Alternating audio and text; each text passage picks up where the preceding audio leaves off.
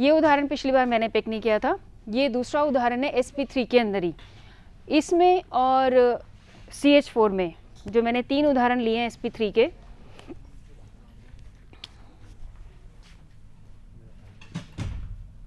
एक मैंने अभी आपसे बात की, जो पिछली बार भी बात की थी विस्तृत रूप से CH4 की।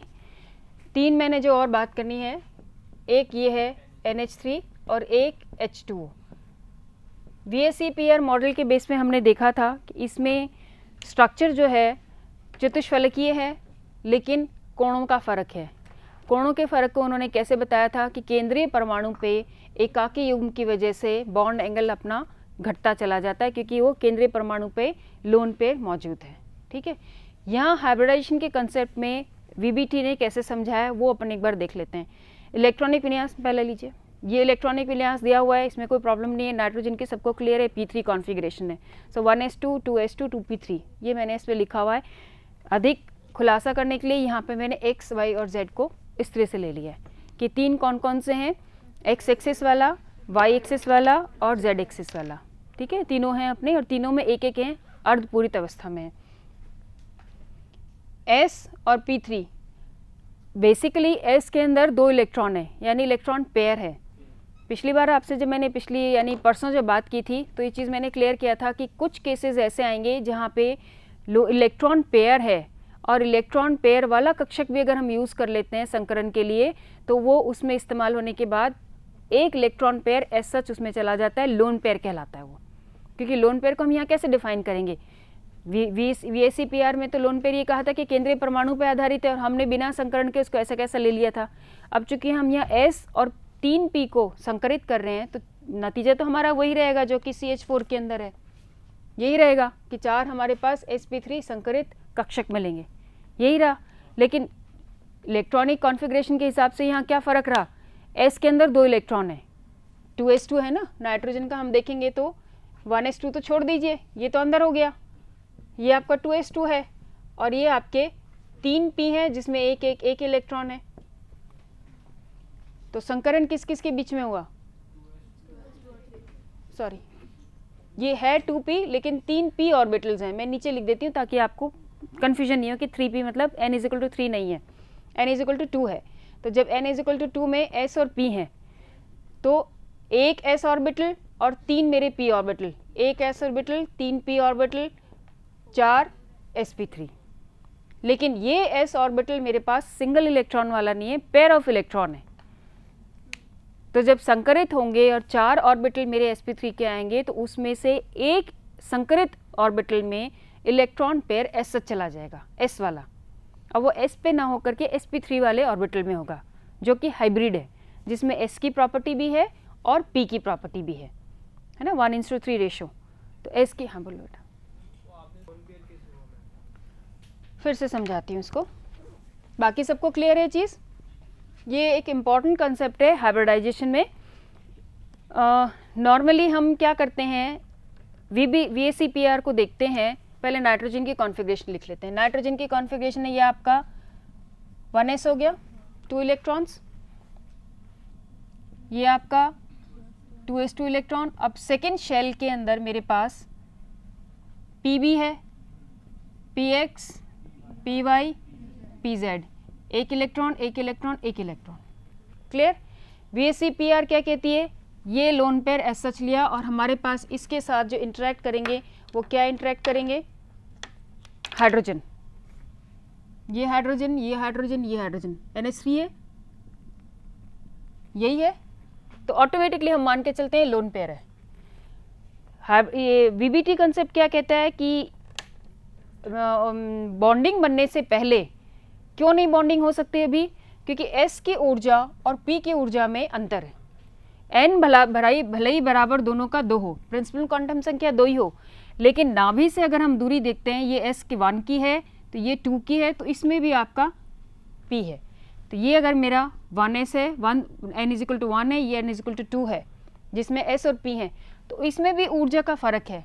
जब ऊर्जा में परिवर्तन है और अंतर है, और ऊर्जा के अलावा आकार में भी अंतर है, एक स्फेयर है और बाकी 3 आपके डंबल शेप हैं, तो लोब जिसमें है और एक सिर्फ गोलाई वाले हैं, तो आकार में परिवर्तन है और अंतर है और ऊर्जा में अंतर है, तो हाइड्रोजन को कैसे पता चलेगा कि वो किस में करे? हर हाइड्रोजन की इच्छा होगी कि लोअर वाले से इंटरेक्ट करे, तो इलेक्ट्रॉन कहाँ जाएगा?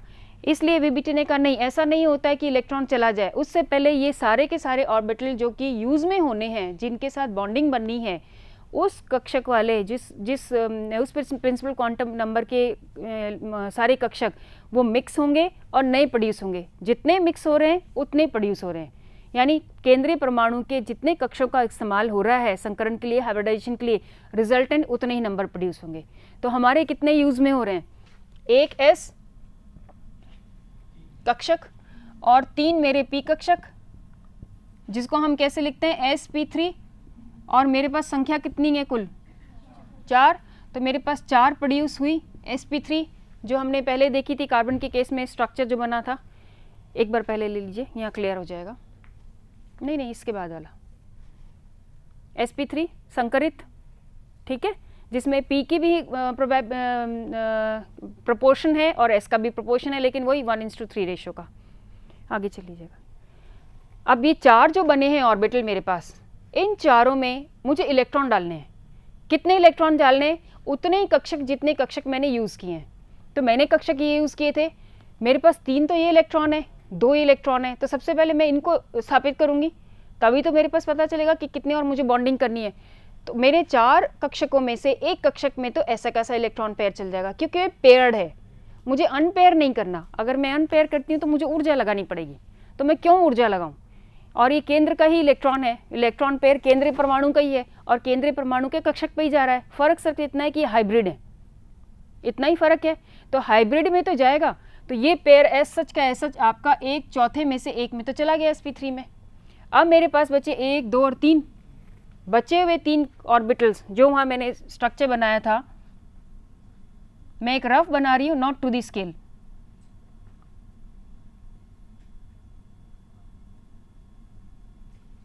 रफ बना रही हूँ। यहाँ मेरे 2 ये मान लीजिए ये चले गए लोन पेयर वाले, क्योंकि मुझे 4 इलेक्ट्रॉन भरने हैं। 1 1 1 1 2 3 4 5 3 2 5, ठीक है। अब चूंकि इसमें एक एक की संभावना है, तो अब हाइड्रोजन इससे जुड़ेंगे, लेकिन है किसका ये हाइब्रिड? नाइट्रोजन का है, तो नाइट्रोजन का ही। और लोन पेयर वापस कहाँ गया? केंद्रीय परमाणु पे। तो नतीजा तो वही बात हुई हमारी जो हमारी VSPAR थ्योरी कह रही थी, लेकिन VSPAR थ्योरी ये जस्टिफाई नहीं कर पा रही थी कि हाइड्रोजन का s ऑर्बिटल s से इंटरेक्ट करे कि p से इंटरेक्ट करे, किससे इंटरेक्ट करे, क्योंकि बराबर नहीं है। और यहाँ मेरे पास सारे बराबर हैं, आकार में भी, ऊर्जा में भी। अब लोन पेयर आने के बाद ये लोन पेयर किस पे रहेगा? केंद्रीय परमाणु पे। नतीजा, जैसे ही लोन पेयर केंद्रीय परमाणु पे होगा, हम जानते हैं लोन पेयर लोकलाइज्ड होता है, तो वो कोशिश करेगा अपने उसी के ऊपर आकर के बैठने की, मतलब अपनी जगह बनाने की। तो वो धक्का देगा, किसको धक्का देगा? इनको धक्का देगा। नतीजा, इनमें आपस में जो बॉन्ड एनर्जी एंगल है वो छोटा हो जाएगा। खैर, पहले इसको एक बार पूरा कर लेते हैं। तो ये आपको क्लियर हो गया ना कि कैसे आया, ये 2 इलेक्ट्रॉन मेरे कैसे आ गए। तो यहाँ जो मेरी बात थी लोन पेयर की, वही चीज़ को हम कह रहे हैं, लेकिन यहाँ मोर साइंटिफिक तरीके से कह रहे हैं, जो VBT एक्सप्लेन कर रहा है कि अब मेरे पास जो कक्षक 4 आए हैं वो समान आकार, समान ऊर्जा वाले हैं, और इलेक्ट्रॉन कोई भी कक्षक से कक्षक फर्क नहीं कर सकता। सिर्फ इतना है कि 4 इलेक्ट्रॉन जब भर जाएंगे तो 1 इलेक्ट्रॉन आपका पेयर हो जाएगा। ये पेयर्ड इलेक्ट्रॉन क्योंकि नाइट्रोजन का है, इसको हम लोन पेयर कहेंगे। और लोन पेयर हमेशा लोकलाइज्ड होता है, स्थानागत होता है, तो वो क्या करेगा? केंद्रीय परमाणु पे ही उपस्थित रहेगा। बाकी वो स्पेस ज़्यादा लेने से एंगल्स को छोटा कर देगा और बॉन्ड में दूसरे जो ऑर्बिटल्स हैं उनमें एंगल की कमी हो जाएगी। और नतीजा हमारा वही होगा, पिरामिडल स्ट्रक्चर चतुष्फलकीय, लेकिन चतुष्फलकीय में एक कॉर्नर लोन पेयर से होगा, ठीक है। तो ये अमोनिया का हमारा जो कॉन्फिगर स्ट्रक्चर जो हम पहले बात कर रहे थे, वही बात यहाँ है। ये चीज़ें मैंने आपकी इसमें एक्सप्लेन कर दी है। एकाकी आबंध योग के बीच में अधिक प्रतिकर्षण बल होना, ठीक है। आगे चलिए, ये मैंने यहाँ इसको एक्सप्लेन करने की कोशिश की है, ये स्ट्रक्चर बना के। ये लोन पेयर आ गया, ये आपके हाइड्रोजन्स आ गए, ठीक है। ये लोन पेयर, ये हाइड्रोजन, और चूंकि ये नाइट्रोजन के ऊपर है, नाइट्रोजन पे ही, अणु पे नहीं बात कर रहे हैं अभी हम, अभी भी हम नाइट्रोजन पे ही बात करेंगे, ठीक है। जैसे ही आया इसके बीच में एंगल का संकरित होना। आगे चलिएगा, एक सेकेंड, ये आपको क्लियर है ही जो लिखा है, ताकि 5 इलेक्ट्रॉन 5 संयोजकता कोश इलेक्ट्रॉन। ठीक है, आगे चलिएगा। इसी तरह से मैं एक और एग्जांपल ले रही हूँ वाटर की, ये भी sp3 है। अब इसमें क्या फ़र्क है, 2 लोन पेयर है, तो अब आप बना सकते हो ऐसे, अब कोई प्रॉब्लम नहीं आएगी। क्यों? क्योंकि मैंने अब मेरे लिए केंद्रीय परमाणु क्या है, मुझे क्या देखना है, अणु में सबसे पहले केंद्रीय परमाणु ढूंढना है। हमेशा ध्यान रखो, जब भी आप कोई ज्यामिति की बात करते हैं तो केंद्रीय परमाणु को सबसे पहले पकड़ो कि भाई केंद्रीय परमाणु की प्रॉपर्टी क्या है, इलेक्ट्रॉनिक विन्यास क्या है। जैसे ही आप उसकी प्रॉपर्टी इलेक्ट्रॉनिक विन्यास पकड़ लेंगे, आप उसको आराम से ज्यामिति बना सकेंगे। क्योंकि लोन पेयर यदि हुआ तो केंद्रीय परमाणु पे होगा, लोन पेयर नहीं हुआ तो उसके अकॉर्डिंग आपकी बॉन्डिंग होगी। ठीक है, तो यहाँ मेरे पास चूंकि क्या है केंद्रीय परमाणु, ऑक्सीजन, तो ऑक्सीजन के होते ही मुझे मालूम है P4 कॉन्फ़िगरेशन है, नाइट्रोजन का नेक्स्ट है। P4 कॉन्फ़िगरेशन होते ही यहाँ मेरा एक और इलेक्ट्रॉन आ जाएगा। जैसे एक इलेक्ट्रॉन आया तो वही 4 sp हाइब्रिड ऑर्बिटल बनेंगे sp3, लेकिन ये 2 हमारे लोन पेयर आ जाएंगे। 2 लोन पेयर आते ही फिर वही आपका एंगल डिक्रीज। चले, ये समझ में आ गया। अब यहाँ मैंने देखिए ज्यामिति विकृत होकर अणु की V आकृति और कोणीय ज्यामिति हो गई है। तो ये चीज़ आप ध्यान रखना, जब हमें कॉम्पिटिटिव एग्जाम में पूछा जाए और अगर चतुष्फलकीय ना दे करके H2O में V दिया हुआ है तो आप ये कंफ्यूज नहीं करेगा कि मैडम ने तो चतुष्फलकीय बताई थी और यहाँ तो चतुष्फलकीय के उदाहरण ही नहीं है, यहाँ तो V भी दिया हुआ है। तो यदि चतुष्फलकीय और V दिया हुआ है तो आपको V को टिक करना है। क्यों? क्योंकि हमारी जो ज्यामिति है उसमें हमने लोन पेयर्स को नहीं लेते हैं। अगर मैं चतुष्फलकीय लिख रही हूँ तो उसके आगे एक सेंटेंस, एक वर्ड और लिखा जाएगा कि 2 कॉर्नर चतुष्फलकीय का यानी टेट्राहेड्रल स्ट्रक्चर का, बेटा 2 मिनट बाद बात कर लेना, टेट्राहेड्रल स्ट्रक्चर के 2 कॉर्नर्स लोन पेयर से घिरे हुए हैं। ये ज़रूरी बताना है क्योंकि अगर मैंने ये लिया है 1 2 3 और ये 4, इसको स्ट्रेट मान लेते हैं, और अगर मैंने NH3 के अंदर कह दिया टेट्राहेड्रल स्ट्रक्चर है तो ये गलत है। मैं यदि कहती हूँ टेट्राहेड्रल स्ट्रक्चर है, एक कॉर्नर लोन पेयर से है, तो ये सही है क्योंकि मैंने डिफाइन कर दिया है। ऐसे में वाटर मॉलिक्यूल में कहती हूँ टेट्राहेड्रल स्ट्रक्चर है लेकिन 2 कॉर्नर इसके लोन पेयर से हैं, तो ऑटोमेटिक क्या हो गई, V आकृति हो गई, तो मैं जस्टिफाइड हूँ। तो ये चीज़ें आपको बहुत क्लियर कट मेंशन करनी है। अगर ऑप्शंस में ये दिया हुआ है तो आप सेंटेंस को प्रॉपरली पढ़िए, क्योंकि सेंटेंस में साइंटिफिकली जो लिखते हैं उनमें कई चीज़ें छुपी हुई होती हैं, तो आपको पकड़ना है कि हमारा आंसर क्या चाहते हैं। जरा सी नेग्लिजेंस से हमारा वो मार्क्स चला जाता है। तो फिर OF2 में केंद्रीय परमाणु कौन सा होगा? OF2 में ऑक्सीजन होगा। ऑक्सीजन, तो उसकी तो कम है, फ्लोरीन से कम है ना उसमें डिफरेंट। फ्लोरीन की हाईली इलेक्ट्रोनेगेटिव है, तो उससे कम है आगे फ्लोरीन। तो केंद्रीय परमाणु आप फ्लोरीन को कैसे ले सकते हो बेटा, 2 हैं फ्लोरीन, दोनों में से किसको केंद्र में मानोगे? इनमें तो जो ज्यादा है उसको केंद्रीय। इसमें आप हाइड्रोजन को मान ही नहीं सकते। हम ये क्राइटेरिया नहीं रख सकते कि इलेक्ट्रोनेगेटिविटी के आधार पर ही हम उसको रखें। हमें देखना है कैटायनिक कैरेक्टरिस्टिक किसकी है, दोनों में से पहले उसको पकड़ना है। कैटायनिक कैरेक्टरिस्टिक इसमें हाइड्रोजन की है, लेकिन हाइड्रोजन आपके 2 हैं, तो आप दोनों में से किसको केंद्र मानोगे बेटा? तो केंद्रीय तो ऑक्सीजन ही होगा। तो हर जगह आपको तो ये ढूंढना पड़ेगा, जब तक कि NH3 नहीं है या NH2 नहीं है, हाइड्रोजन NH2 है।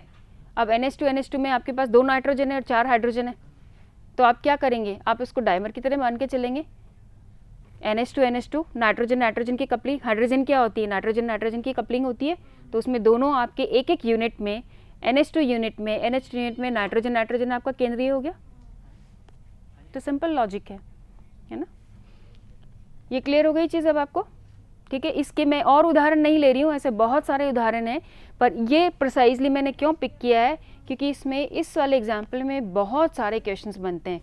कोण का बनता है कि तीनों में आपके sp3 हाइब्रिडाइजेशन है, लेकिन तीनों में कोण का फ़र्क है। बच्चे तुम्हारे पर्सनल क्वेश्चंस मैं क्लास के बाद ले लूँ, क्योंकि जो सीक्वेंशियल चीज़ है वो फिर अपना ब्रेक हो जाता है। नोट करके रख लो, मैं क्लास के बाद तुम्हें समझा दूंगी, अगर ये सबका सार्वजनिक क्वेश्चन नहीं है तो। ठीक है, तो इसमें मैंने जो पिक किया है उसका कारण ये है, एक तो कोण की वजह से कि तीनों के अंदर हमारे टेट्राहेड्रल स्ट्रक्चर है, लेकिन तीनों में हमारे कोण का फ़र्क आ रहा है और वो रिड्यूस होता जा रहा है। तो क्यों रिड्यूस होता जा रहा है? नंबर ऑफ लोन पेयर की वजह से। तो VSEPR में भी देखते हैं तो भी हमारी वही बात आती है, लोन पेयर इंटरेक्शन, फिर लोन पेयर बॉन्ड पेयर और बॉन्ड पेयर। उसका एक मैंने एग्जाम्पल और आपको दिया, जो था आपका ClF3 टी शेप, उसमें भी यही कारण है कि हम जैसे जैसे उसमें उस पैटर्न को फॉलो करते हैं उसमें जस्टिफाइड आता है कि उसकी लोन पेयर की कहाँ पोजीशन होती है। क्लियर? तो ये उदाहरण के इसके आधार पे आप जस्टिफाई कर सकते हो। आगे चलेंगे। ये मैंने ड्रॉ करके बताया, इसमें और कुछ नहीं है, वही चीज़ जो आपको समझाना चाह रही थी कि ये 2 लोन पेयर आ गए, लिखा भी है लोन पेयर हाइड्रोजन हाइड्रोजन। ये कोण जो है आपका ये घट करके और 100। क्लियर? नेक्स्ट लो। और वी आकृति, 1 मिनट पहले लेना, अगर हम इसको हटाते हैं तो ये क्या है, वी आकृति है ना। मैं अगर चतुष्फलकीय नहीं कहती हूँ तो ये हट जाएगा, और ये हटते ही क्या कह रही है मैं, H2O की स्ट्रक्चर क्या है, वी आकृति की है। और यदि मैं चतुष्फलकीय तो 2 कॉर्नर मेरे लोन पेयर से घिरे हुए हैं। क्लियर? नेक्स्ट लीजिएगा। अब अपन कुछ बात करते हैं कार्बन से रिलेटेड एग्जाम्पल्स में, और जिसमें sp3, sp2 और sp यानी हम एक से अधिक आबंध की बात करेंगे।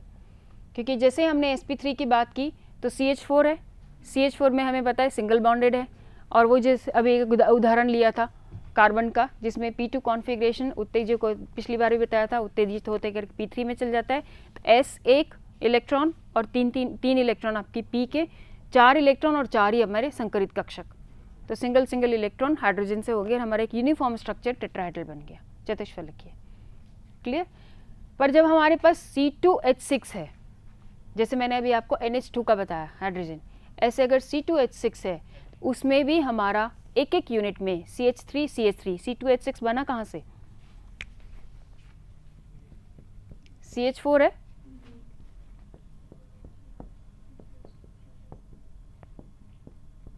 एक यूनिट ये, एक यूनिट ये।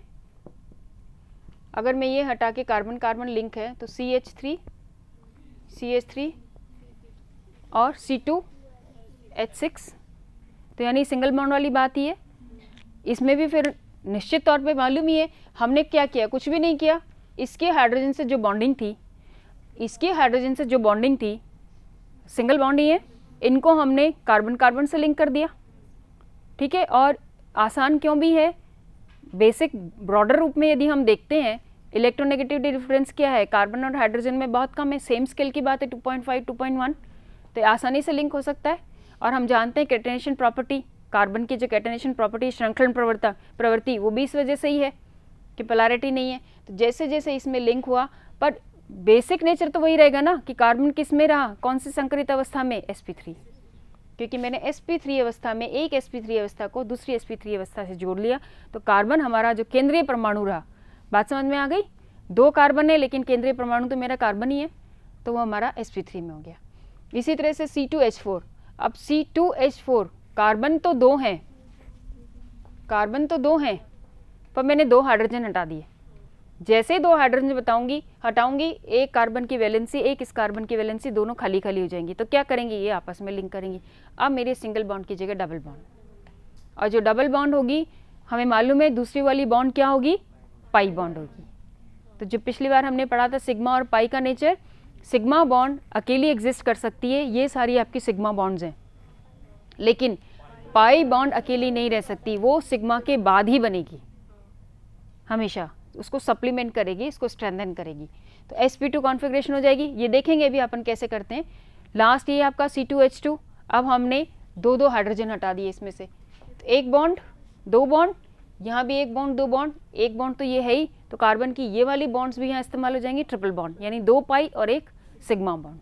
ठीक है, इसको एक एक करके एग्जाम्पल ले लेते हैं। चलिए, यहाँ एक ये इसी चीज़ का उदाहरण दिया था, ये तो हमने कर लिया था। अब ये वाला एक बार पहले ले लो, यहाँ वाली चीज़ तो हम बात कर चुके हैं, है ना। और जब 2 मेरी CH4 यूनिट आएगी, जो मैंने बोर्ड पे एक्सप्लेन किया, वही चीज़ यहाँ बता देते हैं। नेक्स्ट लीजिएगा,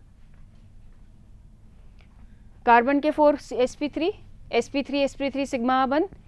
हमसे कई बार ये क्वेश्चन भी पूछा जाता है कि C2H4 के अंदर C2H6 के अंदर कार्बन कार्बन की किस तरह की बॉन्डिंग है। हाइब्रिडाइजेशन नहीं पूछा मैंने, बॉन्डिंग पूछी है, सिग्मा। सिंपल सी बात है, मेरा सैचुरेटेड कार्बन है, अनसैचुरेटेड नहीं है, और जब तक सैचुरेटेड होगा, यानी कि 3 मेरे पास हाइड्रोजन लगे हुए हैं, इधर 3 हाइड्रोजन लगे हुए हैं, तो 2 कार्बन के बीच में तो सिंगल बॉन्ड ही रही, और सिंगल बॉन्ड तो सिग्मा ही होगी, तो वो आप लोग को मालूम होना चाहिए। और यहाँ अगर मैं कहती हूँ कि C2H6 के अंदर कार्बन किस हाइब्रिडाइजेशन अवस्था में, तो हम कहेंगे sp3। और अगर ये कह दें कि कौन सा वाला, तो हमें दोनों लिखने हैं, क्योंकि दोनों की सेम अवस्था है, दोनों सिंगल सिंगल बॉन्डेड है और सिंगल सिंगल। छोटी छोटी सी ट्रिक्स हैं जो कई बार क्वेश्चंस के इनडायरेक्टली पूछी जाती हैं। यहाँ आपका एक सिंपल से डाटा दिए हुए हैं, इनको तो आप सिर्फ पढ़ लीजिएगा, नथिंग टू डू मच। आगे चलिएगा, ये मैंने आपको ड्रॉ करके बताया आवेश अभ्रम के साथ C2H4 में।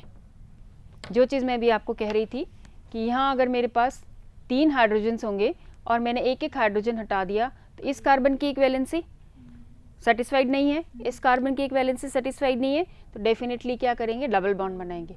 और डबल बॉन्ड बनते ही हमारे पास क्या आएगा, sp2 हाइब्रिडाइजेशन। क्यों? क्योंकि हमने कार्बन का एक S और 2 P इस्तेमाल कर लिए हैं। ठीक है, नेक्स्ट लीजिएगा। ये इसको मैंने 3D में कोशिश की समझाने की विद द एंगल कि ये जो दो बेसिकली ये किस तरह से बना हुआ होता है कि आपका अगर कोई प्लेन है, ये रजिस्टर है, मान लीजिए ये प्लेन है, इस प्लेन में आपके 2 कार्बन हैं। मैं अगर इसको ऐसे दिखाती हूँ और ऐसे प्लेन है, ये 2 आपके कार्बन हैं, तो ये कार्बन कार्बन आपके बॉन्डेड हैं और ये आपके हाइड्रोजन है। तो सिग्मा बॉन्डेड तो ये हो गई एक्सिस पे, सिग्मा हमेशा एड ऑन होती है, लास्ट टाइम पढ़ा था अपन ने। तो यहाँ 2 तो अपने हाइड्रोजन हो गई दोनों तरफ में, ये कार्बन आपस में सिग्मा बॉन्ड होगी। अब पाई बॉन्ड कहाँ जाएगी, लंबवत। तो जैसे लंबवत जाएगी, ऊपर लोब दिख रहा है, नीचे लोब दिख रहा है। ठीक है, और जो ऊपर और नीचे लोब दिख रहा है, ये आपका कहलाती है पाई बॉन्डिंग। तो ये सिग्मा बॉन्ड हो गई, ये सिंपल हाइड्रोजन कार्बन हाइड्रोजन की हो गई, ये कार्बन की कार्बन से हो गई, ऊपर नीचे वाली आपकी पाई बॉन्ड हो गई। क्यों? क्योंकि न्यूक्लियाई पे जो लोब्स हैं p ऑर्बिटल के न्यूक्लियाई पे, अगर ये एक्सिस की न्यूक्लियाई है, इस न्यूक्लियाई पे तो कोई भी इलेक्ट्रॉन की प्रोबेबिलिटी नहीं है, या तो ऊपर है या नीचे, और इसलिए हमारे जो लोब बनते हैं ओवरलैपिंग के बाद इस तरह से बनते हैं। शून्य इलेक्ट्रॉन की संभावना एक्स एक्सिस पे शून्य होगी। तो हमेशा ध्यान रखिएगा, पाई बॉन्डिंग में एक्सिस पे यानी horizontal axis to the plane के हॉरिजॉन्टल जो एक्सिस है, जो भी एक्सिस हो, चाहे एक्स हो, चाहे वाई हो, जेड हो, कोई भी कंसिडर करें, पर जो हॉरिजॉन्टल है उसमें इलेक्ट्रॉन की संभावना शून्य होगी, क्योंकि वो न्यूक्लियाई है। उसके ऊपर इलेक्ट्रॉन होंगे या नीचे इलेक्ट्रॉन होंगे। ठीक है, और उनका जो आपस में जो बॉन्डिंग होगी 2 हाइड्रोजन के बीच में, ट्रायंगुलर बन रहा है, तो जो दूरी होगी वो 120 होगी। ठीक है, ये भी कई बार क्वेश्चन पूछा जाता है कि C2H4 के अंदर टर्मिनल हाइड्रोजन जो हैं उनमें आपस में क्या एंगल होना चाहिए, दैट इज 120। क्लियर है? ये पिक्टोरियल डायग्राम से इसीलिए समझाना चाह रहे थे कि आपको किस तरह से इसमें ऑर्बिटल्स बनते हैं। और यहाँ भी मैंने ये चीज़ बताई है, देखिए न्यूक्लियाई, जहाँ इलेक्ट्रॉन की प्रोबेबिलिटी 0 बताई है। ये ओवरलैपिंग है, this is sigma head on, और ये आपके 2 पाई। क्लियर? आगे चले, नेक्स्ट ले। ये आपकी बुक से लिया हुआ है, जिसमें किताबों में भी जो चीज़ समझाई हुई देखिए आप, पाई बॉन्डिंग है ना। और अल्टीमेट जब रिजल्ट आता है, ये वाला तो सिग्मा का हो गया, ये आपकी सिग्मा बॉन्डिंग है हाइड्रोजन के साथ, ये आपकी सिग्मा बॉन्ड है हाइड्रोजन के साथ, और ये जो ऊपर वाली है डबल बॉन्ड को प्रेडिक्ट करती है पाई बॉन्डिंग। नेक्स्ट लीजिएगा, नेक्स्ट लो, ये क्लियर कर दिया है, इसमें कोई प्रॉब्लम नहीं है। 1 मिनट पहले लो, इसमें जो मैंने कोण को बताया है,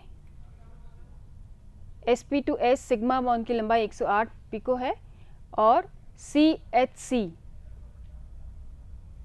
117, 120 होना चाहिए, करीब करीब 117 तक पहुंच जाता है, again because of the pi bonded electrons. ठीक है, नेक्स्ट लीजिए। ये भी चलो, ये पिक्टोरियल हैं सारे।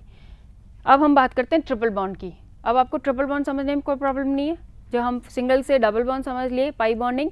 ट्रिपल बॉन्ड में हमारे py और pz, अगर मैं एक्स एक्सिस ये ले रही हूँ तो, है ना, एक्स एक्सिस मैंने अगर हॉरिजॉन्टल ली है तो ये 90 डिग्री पे py हो गया और ये 90 डिग्री पे z हो गया, और दोनों ही हमारे y लेंगे तो भी साइडवेज है, z लेंगे तो भी साइडवेज है, और दोनों ही हमारे क्लाउड बनाएंगे, जो कि नाभि पे जो एक्सिस है उस पे इलेक्ट्रॉन की प्रोबेबिलिटी 0 होगी, और ये कुछ इस तरह का डिपिक्ट होगा पिक्चर, क्योंकि मेरे पास 4 लोब हो गए, दो तो मेरे, अगर मैंने Z के ले लिए ऊपर नीचे हो गए, दो मेरे Y के हो गए। तो एक तरह से एक्स एक्सिस, अगर हॉरिजॉन्टल एक्स एक्सिस है तो उसके चारों तरफ में इलेक्ट्रॉन क्लाउड हो गया है ना। पर एक्सिस पे हमारे इलेक्ट्रॉन क्लाउड शून्य है। किसकी वजह से? पाई बॉन्डिंग की वजह से। सिग्मा बॉन्डिंग की वजह से तो है, पर पाई बॉन्डिंग की वजह से शून्य है। क्लियर? तो ये चीज़ आपको, ये आपकी किताबों से ही है, पर इसको समझने के लिए वो जो 3D मैंने बनाया था इमेज पहले वाला, वो सिर्फ समझने के लिए कि भी किस तरह से डिपिक्ट होता है। आगे लीजिएगा, ये यहाँ डायग्राम है आपका। सिग्मा बॉन्डिंग, ये भी सिग्मा बॉन्डिंग, हाइड्रोजन, वहाँ हाइड्रोजन है, और ये अगर मेरा एक PZ है और एक ये लोब, इसके पीछे दूसरा लोब Y है, तो Y और Z कुल मिला के दोनों आपके पाई बॉन्डिंग। क्लियर? नेक्स्ट लीजिए।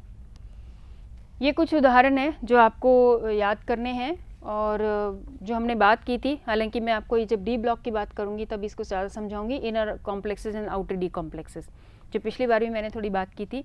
पर ये मुख्य उदाहरण हैं, इनको ज़रूर आप करिएगा, कई बार इनडायरेक्टली डायरेक्टली पूछे जाते हैं। हालांकि अपन डी कक्षक का जब बात करेंगे तब इनको और डिटेल में ले लेंगे।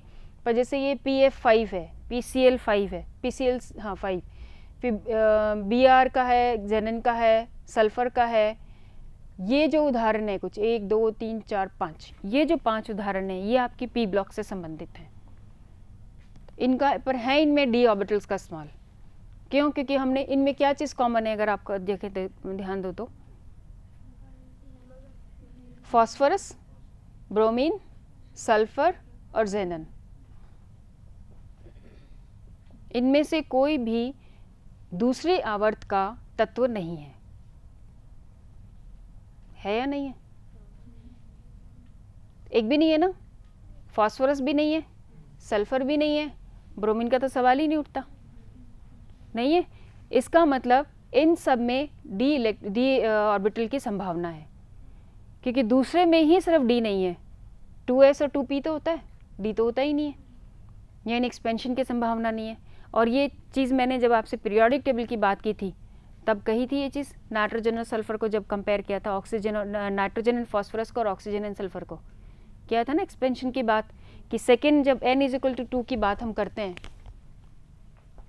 n=2 की बात करते हैं और n=3 की बात करते हैं, तो 2 वाले जितने भी तत्व हैं, बोरोन से लेकर के कहाँ तक हैं, बोरोन से लेके नियॉन तक, उन सब में हमारे पास क्या है, सिर्फ S और P उपकक्षक हैं। जबकि 3 में आते हैं हमारे पास S है, P है और D है खाली। तो हमारे पास अवेलेबिलिटी है इलेक्ट्रॉन को हल्का सा उत्तेजित करके एक्सपैंड करने की, यानी हमारी वैलेंसी बढ़ाने की, वेरिएबल वैलेंसी की बात है। और इसीलिए हमारे पास PF5 और PCl5 है, NCl5 या NF5 नहीं होता है। ठीक है, ये कुछ छोटे छोटे एग्जाम्पल्स हैं। मेरे ख्याल से एंड ऑफ स्लाइड होगा, नेक्स्ट ले लीजिएगा आप, करिए एक बार क्लिक। चलिए, ये मैं आपसे पिछली बार बात कर चुकी हूँ, पीरियोडिक टेबल के टाइम पे कर चुकी हूँ ना, वही एक्सपेंशन वाली बात जो मैंने अभी शब्दों में कहा। हमने क्या बात की, इसको एक बार भूल जाओ फिलहाल के लिए। फॉस्फोरस की configuration 1s2 2s2 2p6 3s2 3p3, क्योंकि नाइट्रोजन के जस्ट नीचे वाला है। p3 कॉन्फ़िगरेशन, लेकिन नाइट्रोजन और फॉस्फोरस में क्या फ़र्क है, नाइट्रोजन के अंदर 2p होता है, 2d नहीं होता है।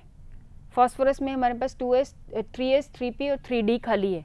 तो अल्टीमेटली क्या होगा, जो s वाला इलेक्ट्रॉन है, जब ये PCl3 बना रहा है तब तो हमें कोई प्रॉब्लम नहीं है, लेकिन जैसे इसके पास फ्लोरीन 5 या क्लोरीन 5 आते हैं, तो ये जो दो इलेक्ट्रॉन पेयर्ड हैं, ये स्लाइट एनर्जी से जंप होकर के आपके पास सारे उत्तेजित अवस्था में, अब हमारे पास 5 अनपेयर्ड इलेक्ट्रॉन्स हैं, सिंगल इलेक्ट्रॉन्स हैं, and they can be bonded with any of the halogens. PF5 example है, PCl5 एग्जाम्पल है, और अल्टीमेटली एक ऐसा स्ट्रक्चर बनेगा ट्रायंगुलर बाइपिरामिडल। ये ट्रायंगुलर है, एक फॉस्फोरस के तीनों कोण हो गए जो 120 की दूरी पे आधारित है। ये क्लोरीन और ये क्लोरीन, पिक्चर में ज़रूर ये दूर दिख रहा है, लेकिन अगर हम इसको 3D में देखेंगे तो 120 के कोण पे है। और ये अपन ने ज्योमेट्री की जब बात की थी VSEPR थ्योरी में, इस एग्जाम्पल में आपको मैंने ड्रॉ करके बताया था कि 120 की दूरी पे हैं, और ऊपर वाला क्लोरीन इस फॉस्फोरस से 90 के कोण पे है, यही वाला S से 90। तो ऐसे स्ट्रक्चर में ट्रायगोनल बायपिरामिडल में हमारे पास दो तरह के कोण आते हैं, 120 और 90 का। क्लियर? आगे चलिए, जेनन की भी हम बात कर चुके हैं, आगे क्रॉस कर लो इसको, ये मैं पिछली बार बात कर चुकी हूँ, ये क्लियर है आपको? पिछली बार बात की थी अपन से। चल लीजिए इसको भी आगे स्किप करिए। दिस इज़ डन ZeF4 का, है ना। और जेनन के एक और मैंने बात की थी आपसे, नोबल गैस में जेनन के जितने कंपाउंड हैं या तो फ्लोरीन से हैं या ऑक्सीजन से, ये भी मैंने शायद आपसे बात की थी। और दोनों क्यों हैं फ्लोरीन और ऑक्सीजन के साथ? क्योंकि ये बहुत इलेक्ट्रोनेगेटिव हैं, इनकी इलेक्ट्रॉन पुल करने की टेंडेंसी स्ट्रॉन्ग है, और इसी की वजह से जो पेयर्ड इलेक्ट्रॉन हैं, यानी कि जो आपके कंप्लीटली फिल्ड P6 के हैं, दे गेट अनपेयर्ड और डी में आ जाते हैं, जो आपके ये 2D के हैं। तो हमारे पास एकाकी युग्म हो गया sp3d2। तो हमारे पास जो कॉन्फ़िगरेशन होगी, ये वाले कौन से हैं? बाहर वाले डी कक्षक। जिस ऑर्बिटल में हम जा रहे हैं, जिस प्रिंसिपल क्वांटम संख्या की हम बात कर रहे हैं, कौन सा है प्रिंसिपल क्वांटम संख्या जेनन का? 5th। इससे एक पहले लेना प्लीज़, एक और पहले लो। 5th की बात कर रहे हैं, 5s2 5p6 जेनन की कॉन्फ़िगरेशन। जैसे हम n=5th में बात कर रहे हैं, तो मेरे उस प्रिंसिपल क्वांटम संख्या में ये जो 2 इलेक्ट्रॉन है ये वहीं जंप करेंगे। मैंने अंदर वाले डी कक्षक को इस्तेमाल नहीं किया क्योंकि अंदर वाले सारे भरे हुए हैं। तो ऐसी स्थिति में जो मेरी, आगे लीजिएगा, जो मेरा हाइब्रिडाइजेशन होगा, आगे चलो प्लीज़, हाइब्रिडाइजेशन होगा वो होगा sp3d2। डी मैंने बाहर लिखा है, बाद में लिखा है, sp3d2। क्लियर है ये चीज़? जो इनर ऑर्बिटल आउटर ऑर्बिटल की हम बात कर रहे थे, तो ये आउटर ऑर्बिटल हो गए, यानी बाहर वाले सेम प्रिंसिपल क्वांटम संख्या के जहाँ के इलेक्ट्रॉन भरे जा रहे हैं, और ये हमारी हाइब्रिडाइजेशन हो जाएगी। नेक्स्ट लीजिएगा प्लीज़, ऑक्टाहेड्रल स्ट्रक्चर होएगी। आगे चलो प्लीज़। और ऑक्टाहेड्रल स्ट्रक्चर के अंदर, क्योंकि कुल 6 हमारे पास हाइब्रिड ऑर्बिटल बने हैं, लेकिन उन 6 हाइब्रिड ऑर्बिटल में 2 मेरे किसी से भरे हुए हैं? लोन पेयर से। तो ऑक्टाहेड्रल स्ट्रक्चर में स्लाइट डिस्टॉर्शन आएगा एंगल्स में।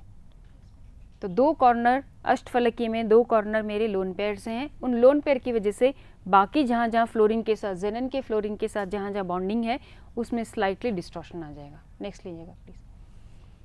ये आपका अब तक का सारांश है जो मैंने हाइब्रिडाइजेशन की बात की है। क्लियर है? जब आवेश अभ्र 2 हो तो sp है, 3 हो तो sp2 है। इसका छोटा सा शॉर्टकट है जो आप आराम से इसको कैलकुलेट कर सकते हो। कितने ऑर्बिटल इस्तेमाल है? आवेश अभ्र मतलब इलेक्ट्रॉन क्लाउड। कहाँ से इलेक्ट्रॉन आएगा? ऑर्बिटल से ही आएगा, इलेक्ट्रॉन की प्रेजेंस से आएगा। यहाँ 1 1 है तो 2 हो गया, यहाँ 2 + 1 है, 3 + 1 है, 3 + 1 1 5 है, 3 + 2 + 1 है। क्लियर? तो कई बार ऐसा भी कोई क्वेश्चन पूछा जाए, हाइब्रिडाइजेशन स्टेट दे दी है और इसमें आपको आवेश अभ्र बताना है, बता सकते हो आप। या रिवर्स पूछा जाए कि आवेश अभ्र 6 है तो क्या हाइब्रिडाइजेशन हो सकती है, प्रोबेबिलिटी। उस केस में आपको 2 जवाब होंगे, D2 sp3 और sp3d2, इनर एंड आउटर, अगर वो ऑप्शन दिया हुआ है तो। यहाँ तक क्लियर? आगे चलें, नेक्स्ट लीजिएगा। ये वापस से आपका आ गया जो उस समय आपको प्रॉब्लम्स थी। अब बताओ इसमें क्या दिक्कत थी? मैं जानबूझ के आज ये डाल के लाई हूँ। क्या प्रॉब्लम थी उस दिन, बताओ। लोन पे क्लियर हो गया ना अब तो? बच्चे, हमारे पास क्या होना चाहिए? Lone pair interaction should be more than lone pair bond pair than lone bond pair. अगर तुम ये मानते हो ये हमारा ऊपर और नीचे है 180, ये तो सेटिस्फाई हो गया, पर इस वाले लोन पेयर का इस वाले बॉन्ड से 90 डिग्री हुआ कि नहीं हुआ? और बॉन्ड पेयर का क्या है? 120, खत्म हो गया वहीं पर ही। क्यों? क्योंकि बॉन्ड पेयर का बॉन्ड पेयर लोन पेयर से कम होना चाहिए। आ गई समझ में? क्योंकि उस दिन मुझे लग रहा था तुम कंफ्यूज्ड हो, तो मैंने कहा इसको वापस मैं यहाँ लेके आती हूँ ताकि समझा सकूँ। और इस केस में हम सब सेटिस्फाई कर रहे हैं, इसमें सेटिस्फाई नहीं कर रहे हैं, इसमें नहीं कर रहे हैं। इसमें अगर एक सेटिस्फाई होता है तो ये इसके मुकाबले कम है, जबकि रिवर्स होना चाहिए। इस बॉन्ड पेयर में बॉन्ड पेयर लोन पेयर के मुकाबले कम होना चाहिए, और जबकि बॉन्ड पेयर 120 है, बॉन्ड पेयर लोन पेयर 90 है, इसलिए सेटिस्फाइड नहीं है। समझ में आ गई अब तो जब भी ऐसे कोई क्वेश्चन आता है, ये तो चलो एक नोन है काफ़ी हम लोग इसको अपने एक्सरसाइज में लेते हैं, पर ऐसे कोई अननोन स्ट्रक्चर आपके पास आता है और 3-4 स्ट्रक्चर बना के पूछा जाए तो सिंपल सी VSEPR से पूछ रहे हैं तो थ्योरी एक ही लगेगी, lone pair lone pair, loan pair bond pair, bond pair bond pair. वो ट्रेंड हमारा सेटिस्फाई होना चाहिए, तभी हमारा एक रेगुलर स्ट्रक्चर बनेगा। नेक्स्ट लीजिएगा, नेक्स्ट वाला लगा दो, 8th वाला। यहाँ तक कोई प्रॉब्लम हो तो बताएं, आप पूछो जब तक की स्लाइड लगती है।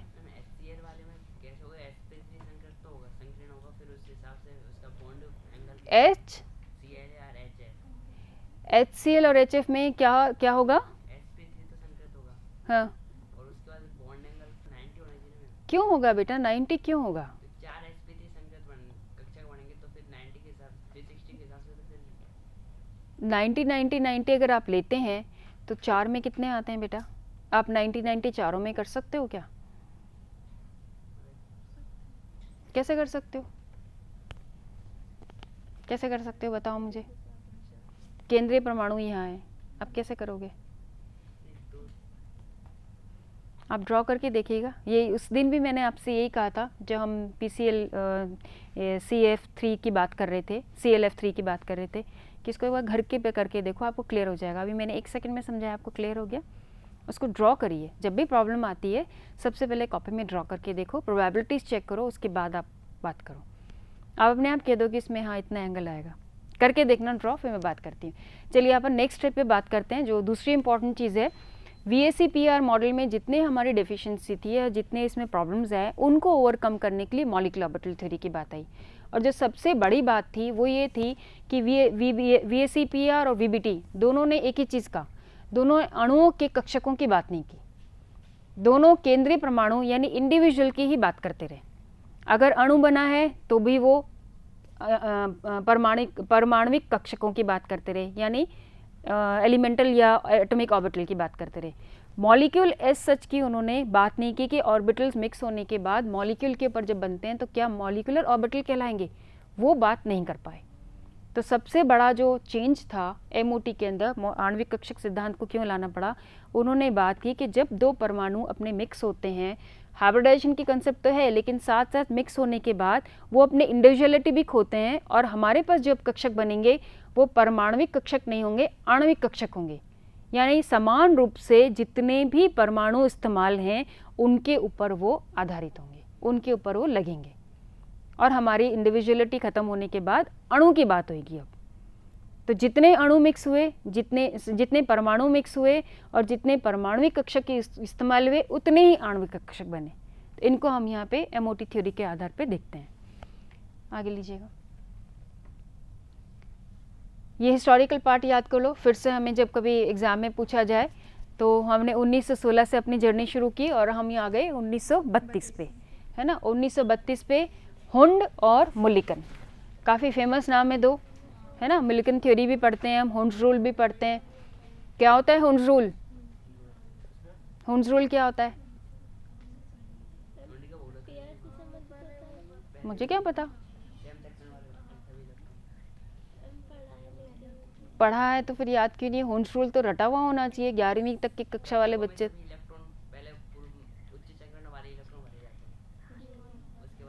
जब तक कि समान ऊर्जा के कक्षक मौजूद हैं, इलेक्ट्रॉन सिंगल ऑक्यूपाई होंगे, उसके बाद पेयर अप होंगे।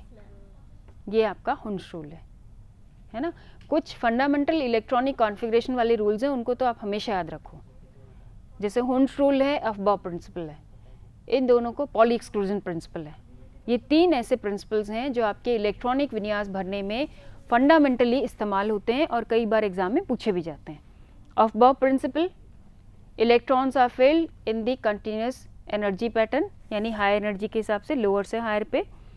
हुंड्स रूल, जब तक कि इलेक्ट्रॉन कक्षक आपके पास उपलब्ध है समान ऊर्जा वाले, तब तक इलेक्ट्रॉन सिंगल सिंगल ऑक्यूपाई होंगे। पॉली एक्सक्लूजन प्रिंसिपल, चौथा क्वांटम संख्या किसी भी इलेक्ट्रॉन का सेम नहीं होगा, यानी कोई भी इलेक्ट्रॉन के 2 इलेक्ट्रॉन के एक से क्वांटम संख्या नहीं होंगे। हाँ बोलो बच्चा। हम यहाँ एक्सपेरिमेंट करते करते आती हैं बेटा। एक बार जब कोई चीज़ पोस्टुलेट होती है, अगर आपने कोई चीज़ नहीं निकाली, सेब तो न्यूटन से पहले भी गिरता था ना, ऐसा थोड़ी कि न्यूटन से पहले सेब ऊपर गिरता हो। लेकिन जब न्यूटन के ये चीज़ स्ट्राइक की, हम में से तो किसी के स्ट्राइक नहीं की, हमारे हमसे मतलब हमारे पूर्वजों में से, उस समय के पूर्वजों से न्यूटन को स्ट्राइक की, तो उसने पॉस्टुलेट किया, तब से वो उस सन से रूल बन गया। लेकिन बात तो तब से होती आ रही थी ना, पॉस्टुलेट करने वाला व्यक्ति कौन है, तब से हम उसको मान लेते हैं। ठीक है, तो ये 1932 में विकसित किया।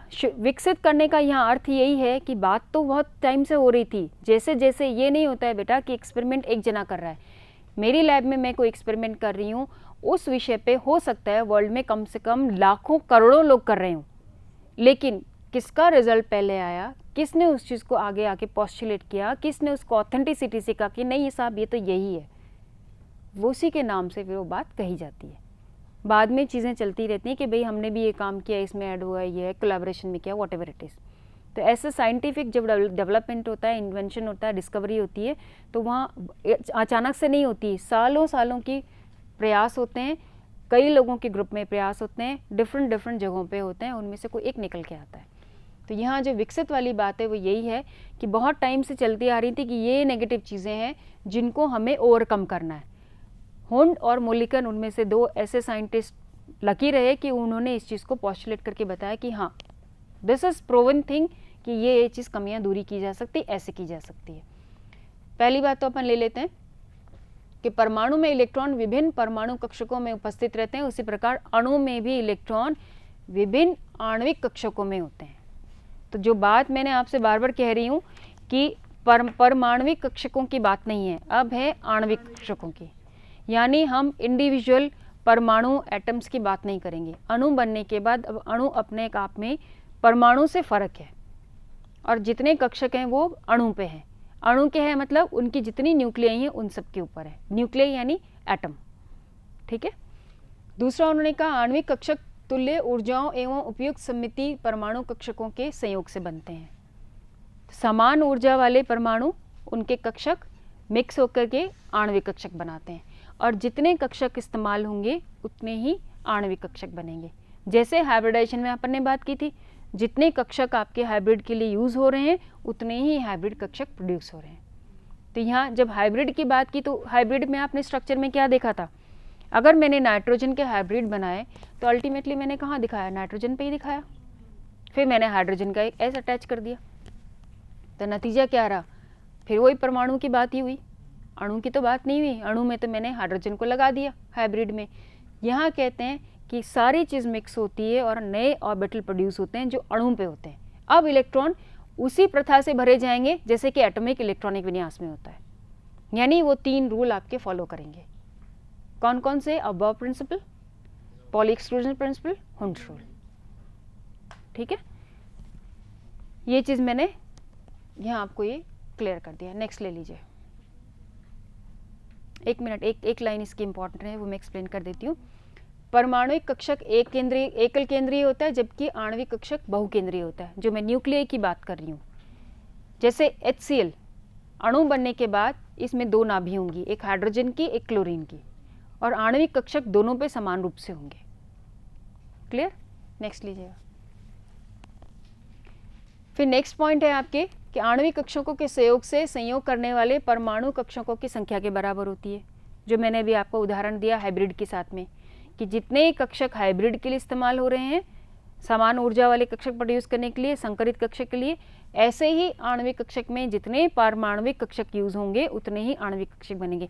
संख्या हमेशा बराबर होगी, ना कम ना ज़्यादा। ये बिल्कुल फंडामेंटल रूल है। और ये कैसे होंगे, अपन एक एग्जाम्पल लेकर देखेंगे इसको। मोटे तौर पे आबंध आणविक कक्षक और प्रति आबंध आणविक कक्षक, यानी bonding and anti bonding. Bonding वो जहाँ अतिव्यापन बहुत अधिक है, और एंटी बॉन्डिंग जहाँ अतिव्यापन नहीं है। नहीं है कब नहीं होगा, आउट ऑफ फेज, बात की थी ना अपन ने, इन फेज और आउट ऑफ फेज की। 2 ऑर्बिटल अगर आपस में इलेक्ट्रॉन की प्रोबेबिलिटी सही जगह पे ट्यून्ड है, आप जब रेडियो लगाते हो क्या करते हो, क्या लगाते हो, 100.3 पे अगर कुछ आने वाला है तो आप 100.5 पे तो नहीं लगा पाते ना, 103.5 FM, देखो मैडम को याद है, बिटिया को। एनीवेज, तो मेरा सिर्फ ये कहना है कि इन फेज यानी हम वो फ्रीक्वेंसी को बिल्कुल सेट करते हैं तभी आपको रिजल्ट प्रोड्यूस होता है। ऐसे ही बॉन्डिंग वाले ऑर्बिटल्स में जब तक कि वो इन फेज नहीं हो, यानी इलेक्ट्रॉन की प्रोबेबिलिटी एक तरफ अधिक दूसरी तरफ अधिक, तभी आपकी अधिक बॉन्डिंग होगी और वो बॉन्डिंग ऑर्बिटल कहलाएगा। अगर एक तरफ तो इलेक्ट्रॉन यहाँ प्रेजेंट है और इस वाले ऑर्बिटल का इलेक्ट्रॉन दूसरी तरफ ज़्यादा है और इधर नहीं है, तो बॉन्डिंग नहीं हो सकती। ऐसे केस में क्या होगा, एंटी बॉन्डिंग होगी। ठीक है, नेक्स्ट फिर पहले वाले लो। आबंध कक्षक आणविक कक्षकों की ऊर्जा कम होती है। छोटी सी चीज़ है, हम बॉन्डिंग क्यों कर रहे हैं? बॉन्डिंग इसलिए कर रहे हैं स्थायित्व के लिए, और जब स्थायित्व की बात करेंगे तो डेफिनेटली ऊर्जा हमेशा कम होगी। ये यूनिवर्सल रूल है। कोई भी चीज़ स्टेबल कब होगी? जब अपनी स्थिति से कम ऊर्जा की होगी। अपनी स्थिति से ऊर्जा अधिक ऊर्जा में आते ही चीज़ अनस्टेबल हो जाएगी। कोई भी चीज़ किसी भी चीज़ पे आप लगाओ। तो यहाँ भी अगर वो बॉन्डिंग हो रही है तो बॉन्डिंग होने का अर्थ ये नहीं है कि वो हायर स्टेट में जाए। अगर वो हायर स्टेट पे गई है तो वो अनस्टेबल है, यानी इंटरमीडिएट है, वापस वो टूट के या नई चीज़ बन के स्टेबल आएगी ऊर्जा निकलने के बाद। पर चूंकि यहाँ तो हम बॉन्डिंग की सिर्फ बात कर रहे हैं, तो बॉन्डिंग में दोनों जब आणविक कक्षक बॉन्डिंग वाले होंगे तो वो अपने ओरिजिनल परमाणविक कक्षकों से नीचे वाले स्तर पे होंगे। मैं एक ड्रॉ करके बताऊंगी, फिर आपको समझ में आएगा। और जबकि प्रति आबंध आणविक कक्षक हैं एंटी बॉन्डिंग वाले, वो परमाणविक कक्षकों से अधिक ऊर्जा वाले होंगे, क्योंकि इसमें बॉन्डिंग नहीं हुई है, अधिक ऊर्जा वाले हैं। ठीक है, बाकी सब सिंपल है, पढ़ लेते हैं सिर्फ इसको कि नाभिक के चारों तरफ इलेक्ट्रॉन प्रायिकता वितरण परमाणु कक्षक द्वारा दिया जाता है। ये बहुत सिंपल सी चीज़ है, नथिंग टू एक्सप्लेन। ये मैंने आपको बता ही दिया कि 3 रूल आपके फॉलो करेंगे जो हम परमाणविक इलेक्ट्रॉनिक विन्यास में भरने में करते हैं, वही आणविक कक्षकों में होंगे। जब भी इलेक्ट्रॉनिक विन्यास की बात आएगी, ये 3 फंडामेंटल रूल तो आपको याद रखने पड़ेंगे। Aufbau principle, Pauli exclusion principle and Hund rule, ये तीनों आपको याद रखने हैं। उतनी मैंने लास्ट में बता दिया आपको। नेक्स्ट चलिएगा, अब हम सिंपल पहली थ्योरी की बात करते हैं, LCAO। जैसा कि सिंपल से इसका नाम ही है, linear combination of atomic orbitals. Atomic orbitals यानी परमाणविक कक्षकों का सीधा सीधा रेखीय तौर पे जोड़ना, है ना। जब जोड़ लगाएंगे तो सीधे सीधा हमारी जो समीशन होगी वो इस तरह से होगी। फलनों से, तरंग फलनों से मैंने इसको इंडिकेट किया है। ये आपकी पुस्तकों से लिया हुआ है ताकि आप इसको समझ सकें। ए और बी 2 परमाणु हैं, हाइड्रोजन अज्यूम कर लीजिए या कुछ भी अज्यूम कर लीजिए। इन 2 परमाणुओं का 2 तरह से है, या तो दोनों इन फेज हो या दोनों आउट ऑफ फेज हो। इन फेज होगा तो प्लस मान लेंगे, आउट फेज होगा तो माइनस मान लेंगे। ठीक है, ये बॉन्डिंग की बात कर ली हमने, ये एंटी बॉन्डिंग की। जहाँ कहीं स्टार लिखा है, स्टार का मतलब अधिक ऊर्जा वाला, अधिक ऊर्जा यानी एंटी बॉन्डिंग वाला। ठीक है, बाकी सारे शब्द हैं वो आप पढ़ लीजिएगा, कोई प्रॉब्लम नहीं है इसमें। ये मैंने यहाँ बता भी दिया है। आणविक कक्षक सिग्मा आबंध से, सिग्मा हम क्यों कह रहे हैं? Head on collision, single bond के अलावा हेड ऑन कोलिजन। यहाँ जो सिंपल सी बात है कि मेरे जो परमाणविक कक्षक हैं उनकी दिशा उसी एक्सिस पे है जो कि प्लेन के हॉरिजॉन्टल है, प्लेन के परपेंडिकुलर की बात नहीं कर रही। यदि मैंने एक्सिस दर्शाते समय एक्स एक्सिस को ऐसे लिख दिया है तो अब मैं एक्स एक्सिस की बात नहीं करूँगी। अब मैं, अगर मैंने जेड ऐसे लिया है तो मैं जेड की बात करूँगी। तो हमेशा वो वाली एक्सिस पे सिग्मा बॉन्डिंग होगी जो आपके प्लेन के हॉरिजॉन्टल हो। प्लेन क्या है हमारा? ये प्लेन है। ठीक है, तो प्लेन के हॉरिजॉन्टल समतल के समकक्ष होने पे ही एक्सिस को हम X axis, Y axis, Z axis जो भी डिनोट करेंगे वहीं सिग्मा होगी, क्योंकि वहीं पर ही आपका न्यूक्लियाई प्रेजेंट है और न्यूक्लियाई की उस दिशा में ही हेड ऑन कोलिजन हो रहा है। क्लियर? आगे चलेगा। ये मैंने वेव से बताने की कोशिश की है। जो चीज़ मैं आपको दर्शाना चाह रही थी, ये हमारा प्लेन है, इस प्लेन पे हमारी न्यूक्लियाई हैं। ठीक है, ये इलेक्ट्रॉन डेंसिटी है प्लस और माइनस की। ठीक है, ये एक वेव है जो ऐसे होके आता है।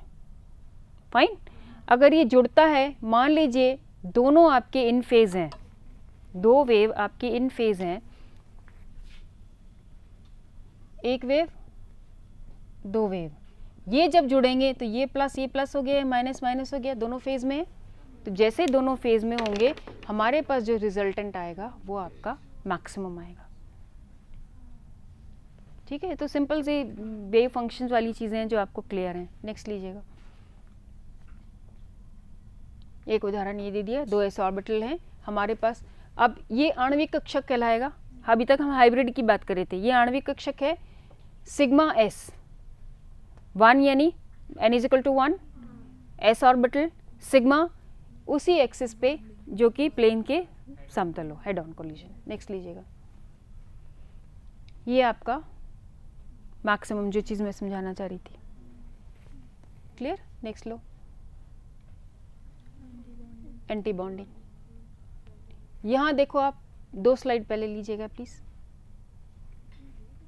2 न्यूक्लियाई के बीच में इलेक्ट्रॉन की प्रोबेबिलिटी अधिक है, प्लस का मतलब यहाँ न्यूक्लियाई मान लीजिए, इलेक्ट्रॉन ज़्यादा है। आगे लो 2 स्लाइड, 0 है। क्यों? क्योंकि अब दोनों विपरीत दिशा में है। यहाँ जो मैंने माइनस दर्शाया है इसका मतलब इसको रिड्यूस करना नहीं है, सिंपल सी बात है, मैं दोनों को जोड़ रही हूँ, एक पॉजिटिव साइड का एक नेगेटिव साइड का है, यानी एक में तो इलेक्ट्रॉन प्रोबेबिलिटी ज़्यादा है, एक में इलेक्ट्रॉन प्रोबेबिलिटी 0 है। और इसको अगर मैं वेव फंक्शन के फॉर्म में दर्शाना चाहूँ तो इसको इसी में अगर मैं रिवर्स देख लूँ, दूसरे वाला जो अगर ये एक वेव फंक्शन है तो दूसरे वाला मेरा वेव हो जाएगा रिवर्स। ठीक है, नेक्स्ट लीजिएगा। अब हम बात करते हैं ऊर्जा में, इनको कैसे लगाएंगे। ऊर्जा में लगाने का सीधा सा अर्थ है, 2 अगर इस लेवल पे इस ऊर्जा पे थे, ये आपके परमाणविक कक्षकों की ऊर्जा है, जब दोनों जुड़ेंगे बॉन्डिंग स्ट्रांग होगी तो निश्चित तौर पे स्थायी अवस्था होगी, इस ऊर्जा से कम ऊर्जा पे होंगे। ये नोड्स में आपके आ गया मैक्सिमम इलेक्ट्रॉन्स, लेकिन जहाँ बॉन्डिंग नहीं होगी, एंटी बॉन्डिंग होगी, विपरीत फेज में होंगे, हाई ऊर्जा के होंगे क्योंकि कम स्टेबल है ये, तो डेफिनेटली ये आपके यहाँ गए 1s sigma, 1s sigma star asterisk वाला। ठीक है, नेक्स्ट लीजिएगा। ये मैंने आपकी पुस्तकों से जो चीज़ आपकी पुस्तकों में दी हुई है उसको यहाँ दर्शाने की बात की है। ठीक है, अब ड्रॉ करने की ज़रूरत नहीं है बोर्ड पे, ये चीज़ क्लियर है आपको। ये मेरे परमाणविक कक्षक हैं। एक उदाहरण ले लेते हैं, यहाँ दोनों समान ऊर्जाओं वाला लिया है, पहले समान ऊर्जा वाला पहले ले लेते हैं। समान ऊर्जा का मतलब मैं बात कर रही हूँ होमोन्यूक्लियर की। होमोन्यूक्लियर यानी 2 परमाणु जो कि एक से हैं, कोई भी ले सकते हैं, Cl2, H2, F2, P2 कुछ भी ले सकते हैं। तो यहाँ अगर मेरे पास सबसे सिंपल ले लेते हैं उदाहरण 1s1 यानी हाइड्रोजन, ये दूसरा 1s1 हाइड्रोजन, ये मान लीजिए हाइड्रोजन B है, ये मान लो हाइड्रोजन A है। MOT के अंदर आप जब भी आपसे कहा जाता है MOT द्वारा दर्शाएं, इवन आपके डिस्क्रिप्टिव एग्जाम्स में भी ध्यान रखिएगा, एटॉमिक ऑर्बिटल्स ये हमारे हैं परमाणविक कक्षक। हमें दर्शाते समय ध्यान रखना चाहिए, एक तो दोनों आपके होमोन्यूक्लियर ने दोनों समान एटम हैं, 2 हाइड्रोजन है, इनकी ऊर्जा बराबर होगी। अगर ये मेरा ऊर्जा का प्लेन है, ठीक है, यहाँ आप इंडिकेट करेंगे एनर्जी। क्लियर? एक एटम 2 एटम, अब दोनों अगर मेरे मिल रहे हैं तो कितने कक्षक हैं? एक कक्षक, 2 कक्षक, 2 परमाणविक कक्षक हैं, तो आणविक कक्षक भी मेरे 2 बनने चाहिए। 2 बनने में सबसे पहले तो मेरे पास आएगा लोअर एनर्जी का, जो हो गया bonding, bonding molecular orbital, bonding आणविक कक्षक, आबंध आणविक कक्षक। ठीक है, और यहाँ जब मैं लिखूंगी तो यहाँ मैंने अगर H लिखा है, HA और HB, तो यहाँ मेरे को लिखना होगा H2। क्लियर? क्योंकि मैं मॉलिक्यूल की बात कर रही हूँ, अणु की बात कर रही हूँ। दूसरा वाला इतनी ही दूरी पे आपका ऊपर आएगा और ये आपका हो गया एंटी बॉन्डिंग मॉलिक्यूलर ऑर्बिटल। कुछ किताबों में AB MO भी लिखा हुआ है, हिंदी में, इंग्लिश में, और हिंदी में आपका प्रतिआबंधी आणविक कक्षक। ठीक है, अब मेरे पास कितने, कुल मेरे पास 2 परमाणविक कक्षक थे, 2 ही आणविक बन गए। क्लियर हो गया? अब कितने इलेक्ट्रॉन्स हैं? 1 इलेक्ट्रॉन, 2 इलेक्ट्रॉन। अब मेरे को इलेक्ट्रॉनिक विन्यास आणविक कक्षकों में भरना है। मैं तीनों रूल लगाऊंगी। तीनों कौन कौन से हैं? Aufbau principle, Pauli exclusion principle and Hund's rule. तो सबसे पहले क्या लगेगा? अफबाउ प्रिंसिपल क्या कहता है कि सबसे कम ऊर्जा वाला कक्षक सबसे पहले भरा जाना चाहिए। तो हमारा कौन सा? आणविक। फिर क्या करेंगे हम? हुंस रूल, कि समान ऊर्जा वाले अकेले अकेले भरे जाएंगे, फिर वो पेयर होगा। तो चूंकि यहाँ तो एक ही कक्षक है नीचे में, तो हुंस रूल में तो कोई हमें प्रॉब्लम आएगी नहीं। पॉली एक्सक्लूजन प्रिंसिपल क्या कहता है कि no two electrons in a shell can have same quantum number. Clear? तो मेरा अबव प्रिंसिपल, एक इलेक्ट्रॉन हो गया सबसे कम वाली ऊर्जा, एक की कैपेसिटी कितनी है, 2 इलेक्ट्रॉन की, और दोनों इलेक्ट्रॉन क्या है, अपोजिट स्पिन, चौथा क्वांटम पे फर्क हो गया, आ गया इलेक्ट्रॉन फिलिंग का। मेरे पास कोई इलेक्ट्रॉन और नहीं है तो ये खाली रहेगा।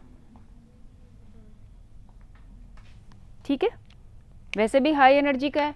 अगर मेरे पास फॉर एग्जाम्पल मेरा अणु, जैसे कई बार आपको एग्जाम में दे देते हैं H2- होता, मान लो, और मैं इसको ऐसे बना रही हूं, क्या मैं सही हूं? कहाँ कहाँ गलत हूं? चलो मैंने एक इलेक्ट्रॉन यहाँ लगा दिया, 3 हो गए, 1 2 और 3। और कहाँ कहाँ गलत हूं?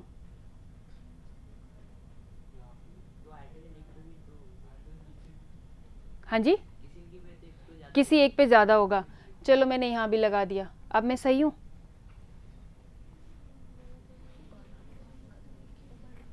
बताओ बताओ, बहुत अच्छे से एक्सप्लेन कर रही हूँ, अब तक तो चीज़ें आ जानी चाहिए आपको।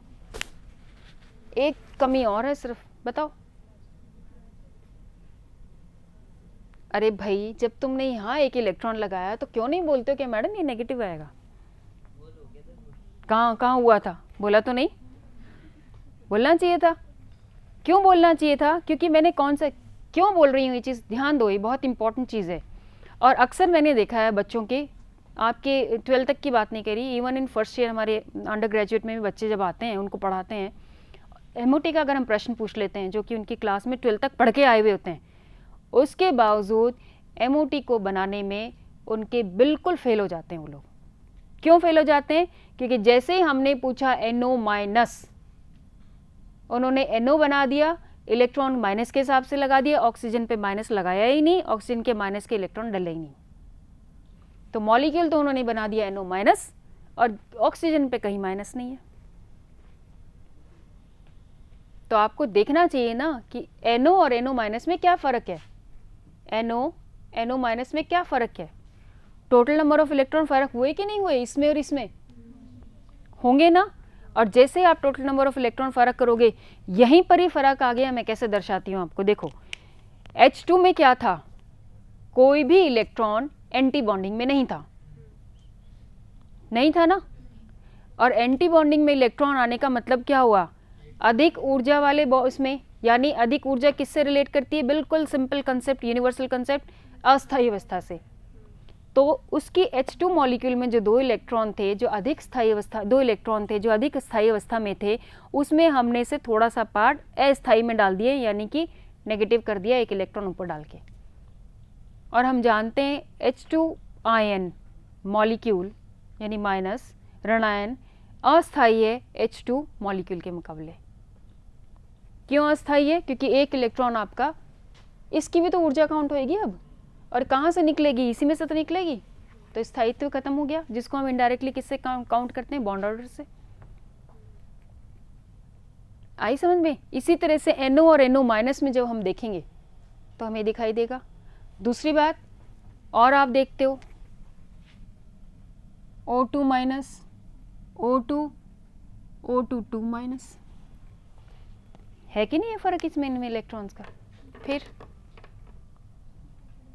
तो ये चीज़ बहुत गौर करने वाली है। आप भी जब अपनी कक्षाओं में एग्ज़ाम दें, डिस्क्रिप्टिव भी और अपने ऑब्जेक्टिव भी, एक मिनट, तो इन चीज़ों का आप ध्यान दीजिएगा कि जब हम दर्शा रहे हैं, जिस अणु की हम बात कर रहे हैं, तो आणविक कक्षक में जब रिप्रेजेंट करते हैं तो इस चीज़ को बहुत गौर से करें। मैंने दोनों तरफ left and right hand side पे परमाणविक कक्षक लिखे हैं, जितने इलेक्ट्रॉन हैं उतने लिखे हैं, समान ऊर्जा पे डाले हैं।